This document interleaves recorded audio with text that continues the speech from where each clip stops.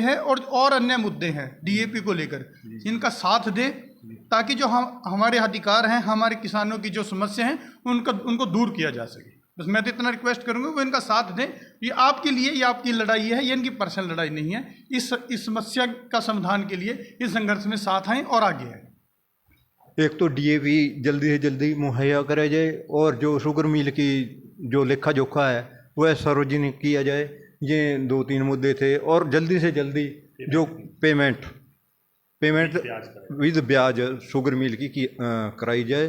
कुछ sugar mill के और डीएपी के मुद्दे हैं, और डीएपी भी नकली एरिया राजस्थान में बहुत ज़्यादा पकड़ा गया, तो इसके बारे में थोड़ा सा बोलेंगे राणा जी शुगर मिल के बारे। देखो, जो डीएपी की बात है आपने करी है, हमने पिछले साल 2024 में नवंबर महीने में डीएपी जो किसानों को मिला उस पर शंका जाहिर हुई और हमने उसके सैंपल भी भरवाए और उस डीएपी को हमने पानी में डाल के रखा। उसमें से जैसे कि आज बताया जा रहा है कि डीएपी की फैक्ट्रियों में रेत, स्टोन का पाउडर और मिट्टी मिली है। हमें भी ऐसी ही शंका हुई थी, हमने पानी में भिगोया उसको। जो उसका कलर था वो तो पानी में आ गया और नीचे रेत मिट्टी नीचे बैठ गई और हमने सैंपल भी भरवाए, लेकिन उसकी कोई भी अभी तक ठीक है या गलत है कोई जानकारी किसी तरह की नहीं आई। और तो लगभग 1 साल है नहीं, हाँ, गेहूं बिजाई के टाइम की बात है। अब जीरी धान की लुआई शुरू होने वाली है। जीरी गेहूं बीज भी लई, पक भी लई, कट भी लई, सब कुछ हो चुका है, लेकिन उसकी कोई रिपोर्ट हमारे पास नहीं आई है। तो आज की जो मीटिंग है इन्हीं संबंध में, क्योंकि अब 10 दिन को धान की लगाई शुरू हो जाएगी, किसान को फिर डीएपी की ज़रूरत है, यूरिया की ज़रूरत है, और बाज़ार में मिल भी नहीं रहा, और अगर मिलता है तो दूसरी चीज़ें ज़बरदस्ती किसान को बेची जाती हैं। पहले तो डुप्लीकेट नकली खाद दे रहे हैं, उसके साथ भी कुछ ना कुछ चीज़ एक्स्ट्रा दे रहे हैं कि ये लोगों सल्फर वगैरह कि सल्फर लोगे इतनी तो डीएपी मिलेगा। तो उसके संदर्भ में आज मीटिंग की थी हमने। एसडीएम साहब से मिलने की बात हुई है कि पहले हम अपने एसडीएम साहब को बताएंगे कि इस तरह किसानों की दिक्कत है, और दूसरी गन्ने की पेमेंट के बारे में जो बकाया पेमेंट है। एक तरफ तो मिल प्रशासन किसानों को बोल रहा है एक पर्ची की पेमेंट रोक दो, कभी बोलते हैं 70% कर देंगे, 30% किसानों की पेमेंट रोक लो, और दूसरी तरफ अपने मनमाने ढंग से अपनी इंक्रीमेंट बढ़ा रहे, अपनी तनख्वाह बढ़ा रहे। और उसमें इस बार जो हमें पता चला है कि 10% इंक्रीमेंट लगाकर अपनी तनख्वाह बढ़ा रहे हैं। जिस अधिकारी की पहले 1 लाख रुपए तनख्वाह, 1.5 लाख रुपए तनख्वाह, लाख वाले के 10,000 बढ़ गए, 1.5 लाख वाले के 15,000 बढ़ गए। हमें चाहे 20% बढ़ा लो, हमें उससे दिक्कत नहीं है, लेकिन हमारी पेमेंट तो दो, हमारे गन्ने की पेमेंट तो दो पहले गन्ने की पेमेंट। उसके बाद मिल में भी भेदभाव है, छोटे कर्मचारी का और बड़े कर्मचारी का। जो इंक्रीमेंट बढ़ाए जाते थे, जो छोटे कर्मचारी थे, अधिकारी थे, उनके तो 12% थे, और जो बड़े अधिकारी थे इनके 6% बढ़ाए जाते थे। लेकिन अब इन्होंने, जो हमें पता चला है कि छोटे कर्मचारियों को तो 12% से कम कर रहे हैं और अपने 6% से 10% कर लिए। इस तरह की बात है। तो उसी के संदर्भ में आज की मीटिंग करी थी।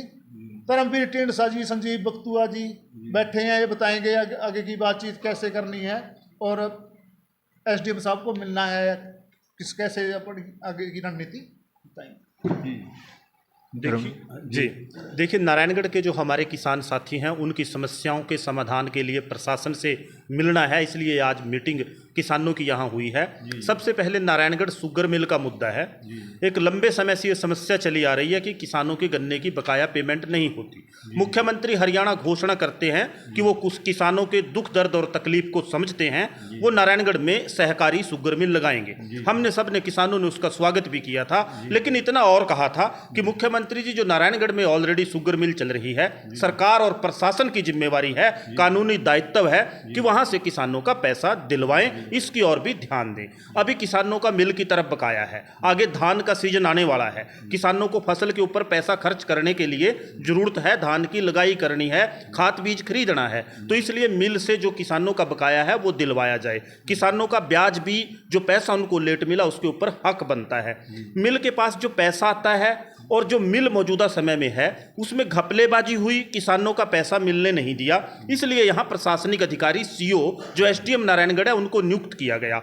आज हमने ये फैसला लिया कि मिल की जो कुल आमदन है और कुल खर्च है उसका ब्यौरा सार्वजनिक किया जाए कि किन किन मदों को, चीनी से, खोई से, सिरे से कितना पैसा नारायणगढ़ शुगर मिल के पास आता है, बिजली से, और कितना पैसा नारायणगढ़ शुगर मिल का खर्चा होता है और कितना वो किसानों को देते हैं। इसका लेखा जोखा पूरा ब्यौरा किसानों के पास सार्वजनिक किया जाए, क्योंकि सरकार का काम मिल चलाना नहीं है, ना प्रशासन का काम मिल चलाना है, ये एक निजी मिल है। लेकिन क्योंकि मिल का जो मालिक है उसने घपलेबाजी करके, घोटाले करके किसानों का पैसा जब्त करने का काम किया, उनके साथ धोखाधड़ी करी, इसलिए यहां प्रशासन की नियुक्ति की गई और प्रशासन अपने उस दायित्व को एसडीएम नारायणगढ़ बखूबी निभाए और किसानों को पूरी जानकारी दे, उनकी पेमेंट कराए। क्योंकि जो जानकारी हमारे पास है, राणा जी ने इकट्ठा की, उसके मुताबिक मिल अगर पूरी पेमेंट भी किसानों की कर दे इस बार, तो भी उसके पास पैसा और बचेगा अगर ईमानदारी से पूरा लेखा जोखा देखा जाए। ये लेखा जोखा किसानों को सार्वजनिक किया जाए,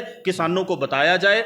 और अगर प्रशासनिक अधिकारी ये काम नहीं करता, दूसरे तौर पर मुख्यमंत्री हरियाणा किसान का बेटा है, नारायणगढ़ का बेटा है, उससे किसानों की मुलाकात कराई जाए, चाहे नारायणगढ़ कराई जाए या जो उनका सचिवालय है वहां किसानों की मुलाकात कराई जाए, ताकि वो अपनी तकलीफ गन्ना मिल के बकाया को जो लेकर है उनको बता सके।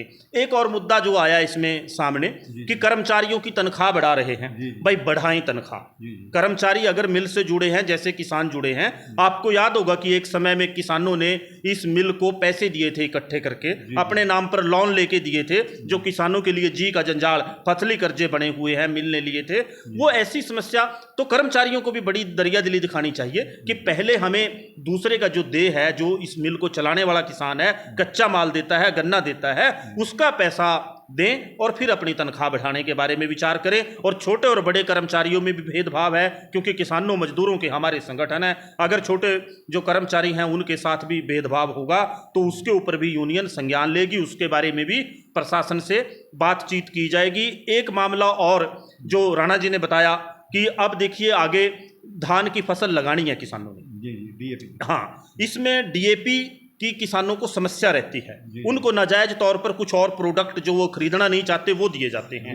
इसमें हमारा एसडीएम जो नारायणगढ़ है और प्रशासनिक अधिकारी हैं उनसे आग्रह रहेगा और सरकार से भी आग्रह है कि जो कोऑपरेटिव सोसाइटी हैं उनमें डीएपी खाद तुरंत पहुंचाया जाए, जहां से किसान उसको ले सकें। और कोऑपरेटिव सोसाइटियों के भी जो उनके अधिकारी हैं जिम्मेवार, उनसे भी हमारा ये आग्रह अलग से रहता है कि आप जो डिमांड सरकार को भेजते हैं यूरिया की, वो आपने भेजी नहीं भेजी, आप जल्दी भेजें। कोऑपरेटिव सोसाइटी में अगर डीएपी आता है, किसानों को मिलता है, तो वो एक बेहतर व्यवस्था होती है, वो किसानों के लिए ही है। वहां खाद भेजा जाए और सार्वजनिक रूप से भी जो बाजार में प्राइवेट विक्रेता है उसके कितना खाद किसको दिया जाता है, उसके आंकड़े सार्वजनिक किए जाएं कि किस विक्रेता के पास कितना खाद दिया गया, ताकि वो किसानों को पता चलता रहे कि वो उतना बेच रहा है, ब्लैकमेलिंग कर रहा है, ब्लैक मार्केटिंग कर रहा है। इसको बंद किया जाए, क्योंकि ये फसल बुआई में फिर किसानों को दिक्कत आएगी। और नकली खाद का एक मामला है कि राजस्थान में कुछ नकली खाद की फैक्ट्रियां पकड़ी गई, जिनमें पत्थर और केमिकल पता नहीं क्या क्या यूज करके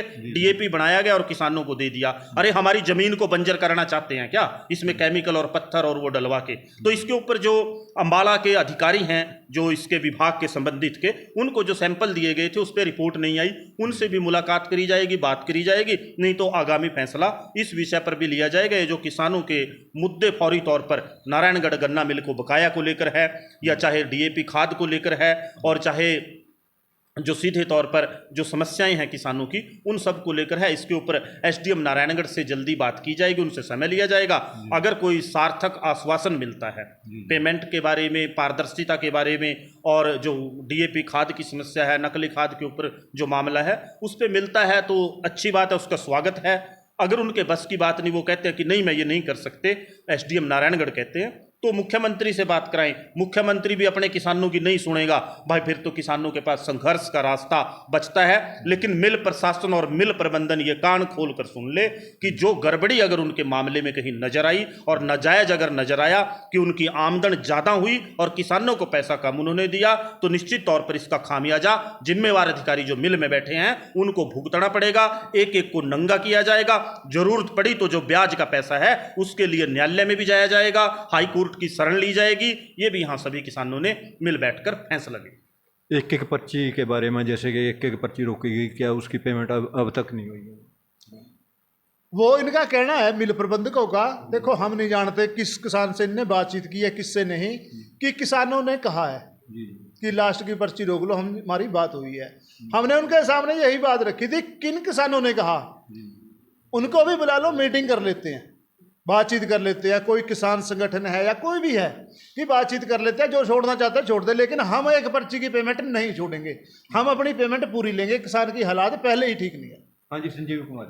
तो देखिए, मैं तो आपके माध्यम से सिर्फ एक प्रार्थना, एक रिक्वेस्ट करना चाहता हूँ। जो मुद्दे हैं, चाहे किसान के पेमेंट को लेके हैं, चाहे वो डीएपी को लेके या अन्य मुद्दे हैं, विक्रमपाल राणा जी और धर्मवीर ढींडसा जी ने आपको उनसे अवगत कराया और लंबे टाइम से संघर्ष में साथ दिया है। मैं तो जो किसान भाई हैं जो शुगर मिल के पेमेंट से जुड़े हैं और अन्य मुद्दे हैं डीएपी को लेकर, इनका साथ दे ताकि जो हमारे अधिकार हैं, हमारे किसानों की जो समस्या हैं उनको दूर किया जा सके। बस मैं तो इतना रिक्वेस्ट करूंगा वो इनका साथ दें। ये आपके लिए, ये आपकी लड़ाई है, ये इनकी पर्सनल लड़ाई नहीं है। इस समस्या का समाधान के लिए इस संघर्ष में साथ आएं और आगे आएं। एक तो डीएपी जल्दी से जल्दी मुहैया कराया जाए और जो शुगर मिल की जो लेखा जोखा है वह सार्वजनिक किया जाए। ये 2-3 मुद्दे थे। और जल्दी से जल्दी जो पेमेंट विद ब्याज शुगर मिल की कराई जाए। तो एसडीएम साहब से यही निवेदन है भी जल्दी से जल्दी एरिया में ज़्यादा से ज़्यादा खाद भेजा जाए। ठीक। और कोई बोलना चाहा भाई?